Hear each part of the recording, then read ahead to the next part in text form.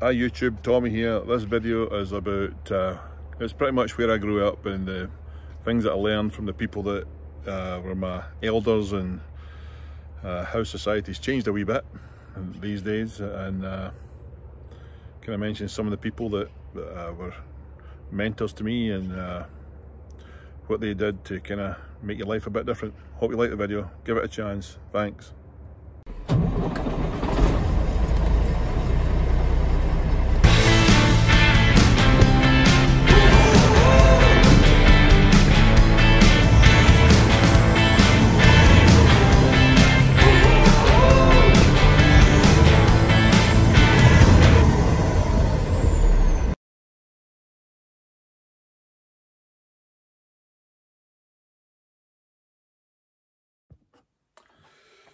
Hello, Tommy here.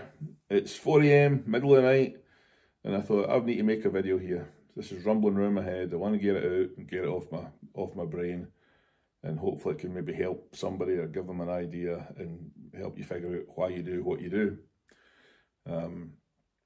My sister just notified me that one of the Boys Brigade leaders I had in Scotland, Boys Brigade's a bit like the Scouts type of thing in Scotland, but one of the leaders passed away, Kirk, his name was, and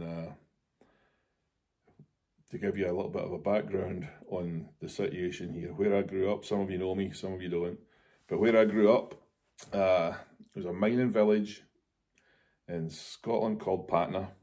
It's in the Doon Valley, and when I grew up, my grandkids now think that I'm a dinosaur, because what do you mean you didn't have double glazing? What do you mean you didn't have central heating? You mean you had to set a fire every day to heat the house in the winter time? Yeah, there was ice inside the windows, all that stuff. We never had cell phones, we never had phones. The internet, the guy who invented the internet hadn't been invented yet. And it was just a way different thing. We did a paper round for 50 pence a day.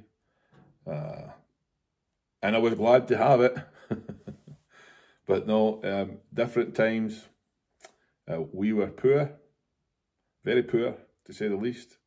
And most people were as well. There was not a lot of people when I went to high school between 1980 and 84, and maybe 2 or 3 people went to university. It was not the thing to do.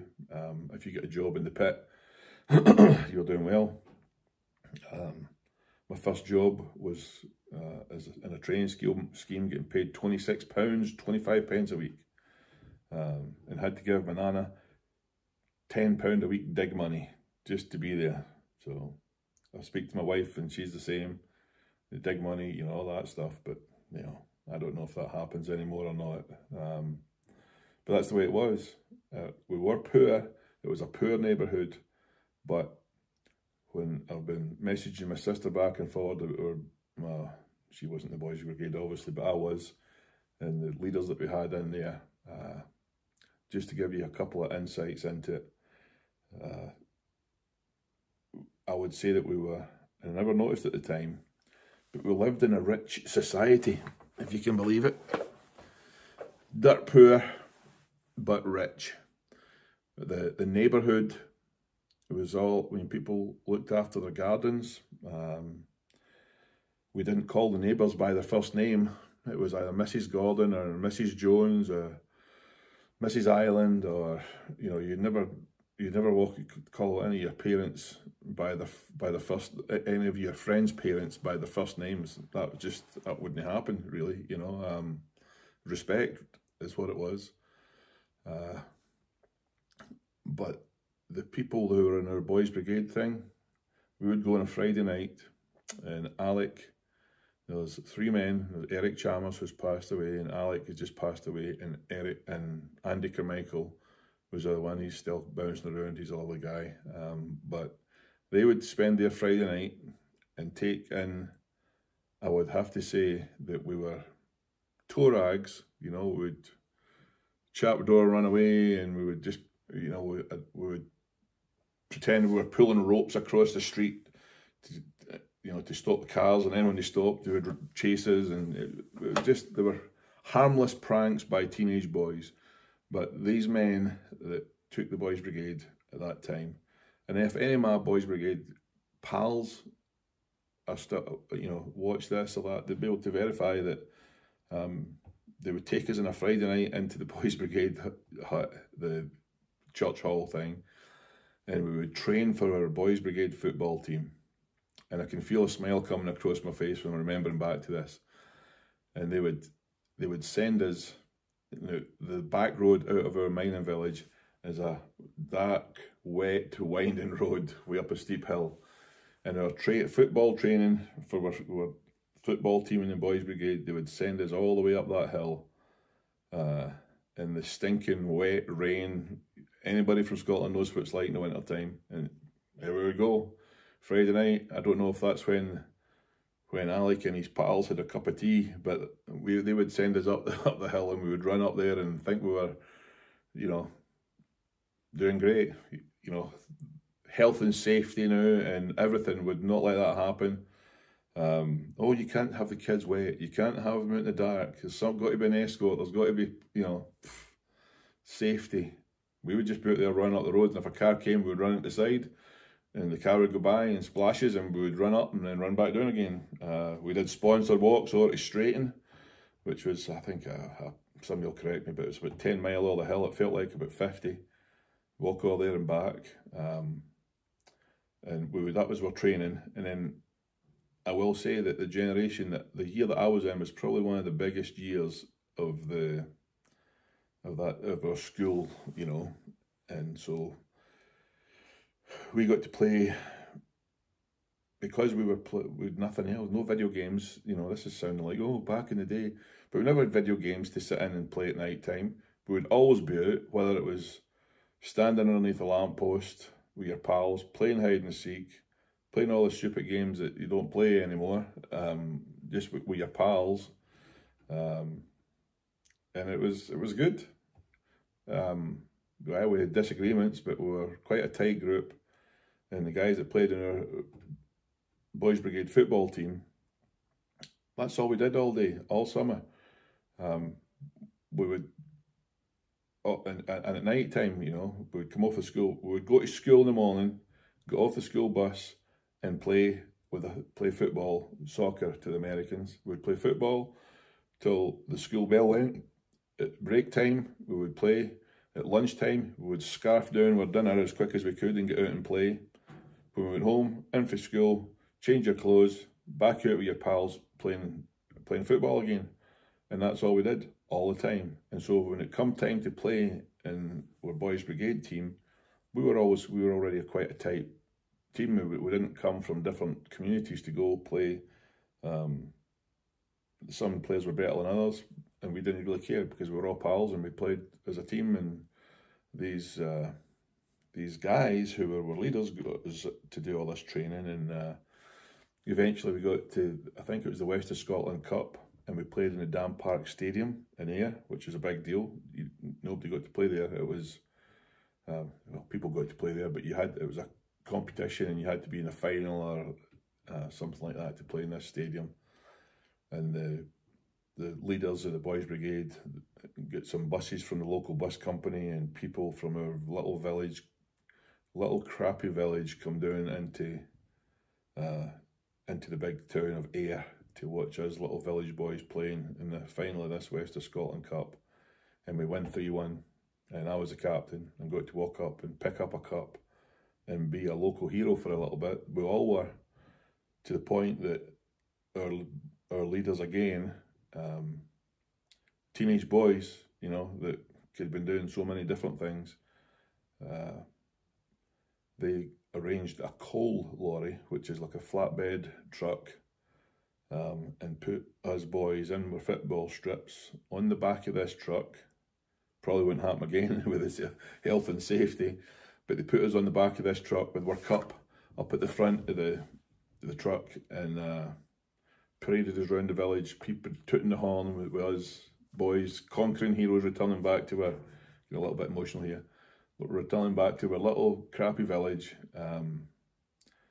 with this cup. And I will never forget the feeling of that. Alec was also a mechanic, a commercial mechanic, diesel mechanic, if you call it here. Worked in trucks, and the guy along the street, Andy, he was a coach driver, and he would take me in the coach when I was a teenager. I asked if I could go as a passenger while he did his factory run, taking the ladies from the factory. So after school was finished, I would go up to his house where his bus was parked, and I would go with him and go for a ride in the truck. I can still remember it. It was a Volvo B58. Yeah, and watch him driving that thing and think, I want to do this, I want to do this. And so between the two of them, my entire life, apart from working for my dad in London, has been spent in either trucks or buses, and I owe it to them for the motivation.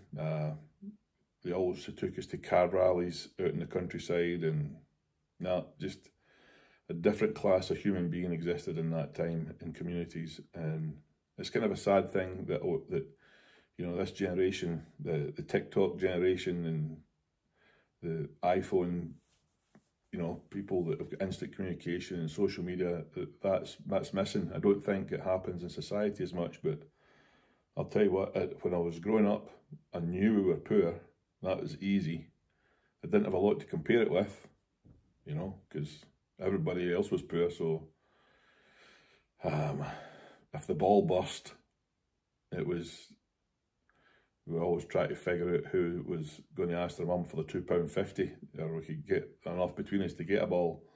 But those were financially difficult times, and at the time I never realised how blessed I was and how fortunate I was to be living in a community that was poor, but that was filled with people who would do things for their neighbours, do things for, you know, for Boys Brigade kids, and it's always made an impression on me. And I can't tell you how many people I've helped. I don't say this boastfully, and I don't mean that, but I've helped people get their bus license or their truck license or their taxi badge, or, you know, I've always been keen to help people progress that work for us, and that I've worked with. I've tried to be a helpful type of person, and I don't say that to brag, but I say that to acknowledge the people that were mentors to me as I was growing up with nothing in Nothingville. There's a Joe Walsh song that's called Lucky That Way, and there's a line in it that says,